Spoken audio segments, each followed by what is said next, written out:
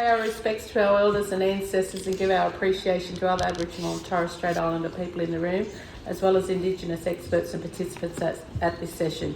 The New South Wales Aboriginal Lands Council makes the following recommendations to the Permanent Forum, including that all Australian states must comprehensively implement the Declaration within domestic legislations and policies at all levels, advance our rights and facilitate our self-determination, including the right to autonomy and self-government in line with Articles 3, 4 and 18 of the Declaration, recognise that Indigenous people have better life outcomes when self-determination is exercised and that connection to culture is key, invest with confidence in existing structures like the local Aboriginal Lands Councils that have the expertise to deliver these outcomes. There must be greater innovation and investment for new and existing Indigenous-centric initiatives.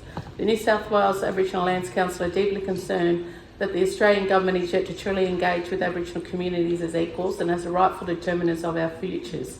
We draw the Forum's attention to the lack of human rights-based approach to addressing Aboriginal people's disadvantage in Australia. Despite living on one of the most resource-rich lands, Aboriginal peoples remain severely disadvantaged in life outcomes compared to non-Aboriginal Australians. This includes education, health, employment, access to land and waters, interaction with the criminal justice system and the strength of our cultures and languages. Aboriginal peoples in Australia remain among the most incarcerated groups, where only 3.8% of the population let out, yet our incarceration rate is 32%. The Royal Commission into Aboriginal Deaths in Custody report was tabled on the 15th of April 1991, with a total of 339 recommendations to prevent further deaths in custody.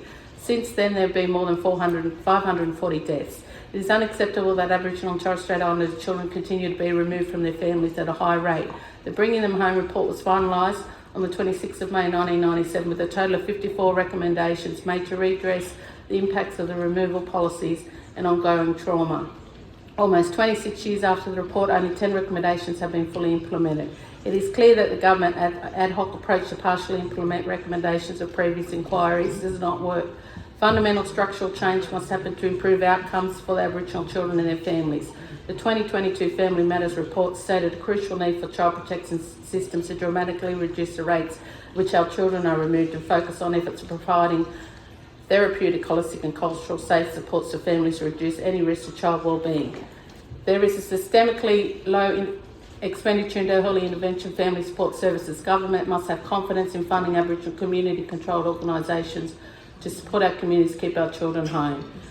We acknowledge the Australian Government is taking steps to enshrine the constitutionally recognised First Nations voice to Parliament.